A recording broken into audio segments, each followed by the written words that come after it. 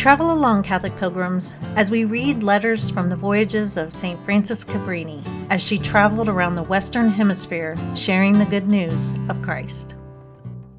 Welcome back, Catholic pilgrims, to the final day of our voyage to Panama. As this is the last day, I will offer my reflection after our readings. One thing to note, Mother Cabrini arrives at the port of Colón, which is in Panama. However, even though she's there, she keeps talking about how she needs to get to Panama to see the house where the sisters stay. Just to be clear, what she's talking about is Panama City in Panama, not in Florida, where I used to live. So Colón is on the east side of the isthmus. That word is so hard to say. And Panama City is on the western side. Actually, though, if you look at a map, because of the shape of Panama and how it sits, Colón sits in the north and Panama City in the south. Without further ado, let's turn to page 140. Yesterday at 4 a.m., we perceived the lighthouse of Colón, and a little later the monument of Christopher Columbus. At 7:30, the English steamer was already in the hands of the custom house officers. Friends and relations had come to meet their expected friends, and I strained my eyes to see if there were any sisters to meet us and to convey us to Panama, but there was no one about, as the sisters had been told that the steamer would not arrive before midday. They had, therefore, only left by the 11 a.m. train. We knew nothing of this, and as I had determined not to sleep outside the convent that night, whatever happened, I made my own arrangements. For a moment or so, the whole place appeared to me like a desert, seeing that no one had come to meet us, especially as I had sent several letters and recently even telegrams announcing our arrival. However, I made up my mind to act, and approaching the captain, I begged him to allow me to remain on board until the arrival of the train. Then, taking a cab, I went to the prefect to ask him to give us a free passage to Panama. He not only favored me in this instance, but said he would do anything for our school in Panama. When everything had been arranged, we returned on board for dinner, where there were 2 sisters awaiting us with tickets for all 4. The captain very kindly allowed the new arrivals to dine with us, and at 2 p.m. we were on our way to Panama. After 3 hours and a half amidst the beautiful mountainous scenery of the isthmus, we arrived at Panama, where at the station we met our sisters, and within a quarter of an hour we were within the convent, blessing the Sacred Heart for having given me back those sisters whom for 4 years I had not seen. After a short rest, I was anxious to look over the house which a number of distinguished persons obtained from the government for our school, and which already shelters the children of the highest families of Panama. The house is lovely. One could imagine easily to be on board a steamer, because on the south and southwest it is surrounded by the sea, whose proud waves beat against the walls of our garden, throwing a spray of water whiter than milk, with little pebbles which the children take for sweets. The room which the sisters have prepared for me is surrounded on 2 sides by large orange trees, the fruit of which touches my windowsill. One window looks out on a path which leads to the sea, and the lovely isles in it, which seem to be playing in the bay. These isles really serve as a defense, or a sort of port, for all vessels that come from California, from all the southern ports, and from Europe through the Straits of Magellan.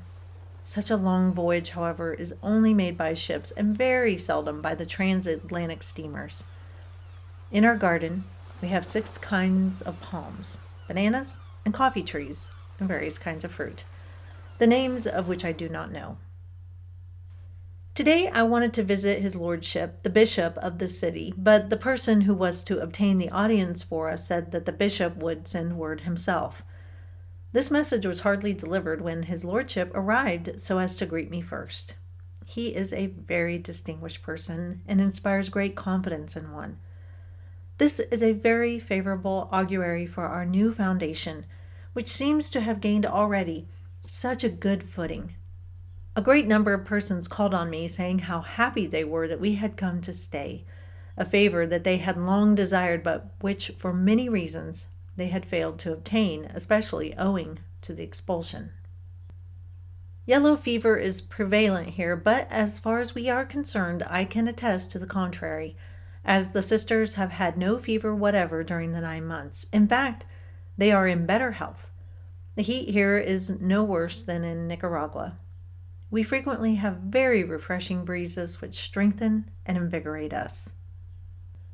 Before closing this, I want to give you some news of the work that is done by our sisters in New York, and how the Sacred Heart blesses our mission there. But you know the only free time we have is when we are on the ocean, so I will speak of it another time on another voyage, which I may make either on the Atlantic or on the Pacific. Here on the isthmus, we are really at the apex of the world. The position of the house is such that I imagine I can see every part of the earth in that immense space of water which is in front of us.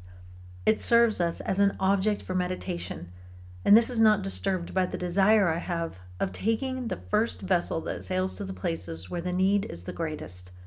But where shall I go? The calls are many, and if I cannot go to all places where we are needed, as commanded by Rome, I will do my utmost to comply with obedience as far as it lies in my power. Pray, daughters, pray from your heart, so that we may be able to do all that the Sacred Heart wants of us. Study to become observant, for with perfect observance you will become saints. Seek to increase your number, so that I may increase the number of houses for the good of souls. I can assure you that the people are well disposed, though they are uncivilized. They only need someone to speak the word of God and instruct them. Tell the young ladies who have received so much from God, tell them not to bury their talents, but corresponding with the sublime grace of their vocation, to come forward and unite themselves with us and become wholly religious, to work in these endless fields where the harvest is rich but the laborers are few. Tell them to come and carry the sheaves into the granary of our holy and august religion. Tell our friends not to cease helping us with their offerings, as the work extends in proportion to the means at hand. And blessed are those who have placed their charitable offerings in this treasury, because they will be rewarded 100-fold and will receive blessings in this world on themselves, their families, and undertakings, while heavenly blessings, to their consolation, will follow them at the last day, when they will depend totally on their good works and generosity. I send then from my heart my best wishes to all, imploring special blessings from the Sacred Heart of Jesus on all, assuring them that I shall not forget them in my poor prayers, and will have them remembered in those of the community. And you, my dear daughters, I leave you in the heart of Jesus, where we must remain united together, though we are 4,000 or 6,000 miles apart. The missionary knows no distance. The world is so small. Space is an imperceptible object to a missionary, because she is accustomed to dwell on eternity, to which she wishes to conduct all the souls she can, those souls which have been redeemed by the most precious blood of Jesus Christ. Open your hearts, O missionaries of the Sacred Heart, open your hearts and souls. Do not be content with little, but become holy by sanctifying all whom you approach under obedience, and console your mother, who, though far away, loves you and delights herself in the beautiful garden of your virtues. May Jesus bless and enclose you in his beautiful heart, where I find you every hour and every day. Affectionately yours in Cor de Jesus, Mother Frances Xaverina Cabrini. When I was a little girl, around the ages of 4 to 6, my dad was a student at Kansas State University. My parents, in trying to improve their situation in life, decided that my dad needed to go to college so that he could get a better paying job. My mom worked to put him through school. She actually worked in the education department at K-State. When my dad was in class, I went to daycare, and when I got old enough, kindergarten. However, when my dad wasn't in class, he would always come and get me if I wasn't in school. My dad brought me with him everywhere, and that is where my love for K-State grew, and I ended up going to college there. I have very vivid memories of walking with my dad on campus, going to the Union with him, going to the gym while he and my uncle worked out.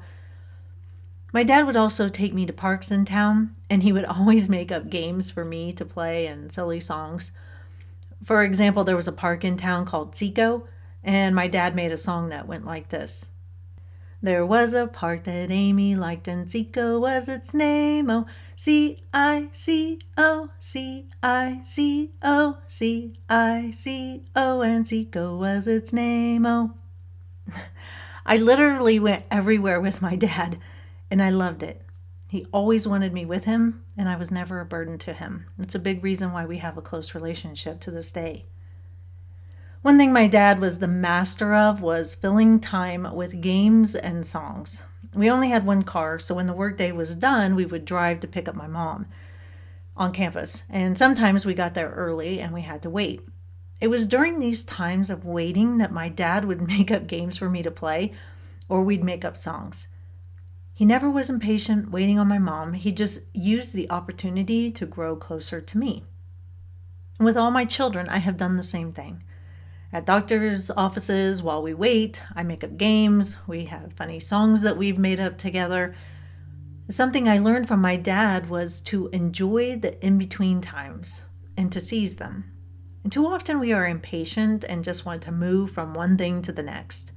In our modern age with our phones and computers, we fill every down moment with screen time. Pointless screen time for the most part. However, some of my greatest childhood memories with my dad are the in-between times when he used it for good. Mother Cabrini does the same thing. On this trip, she's had downtime.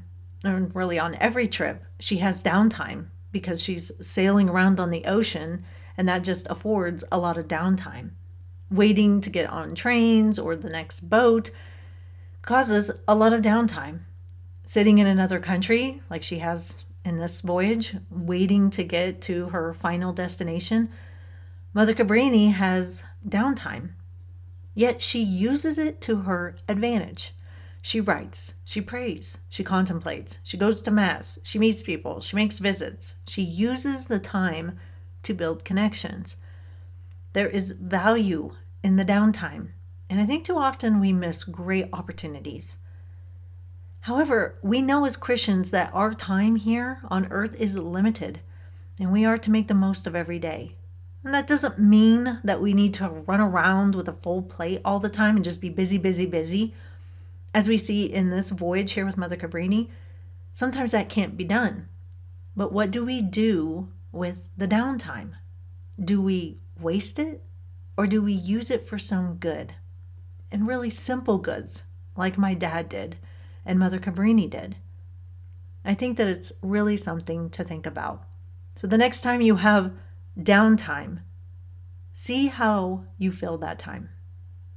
That is all for this voyage, Catholic Pilgrims. We will soon meet up with Mother Cabrini again as she starts on her voyage from Panama to Buenos Aires. And until then, live the faith boldly and travel well.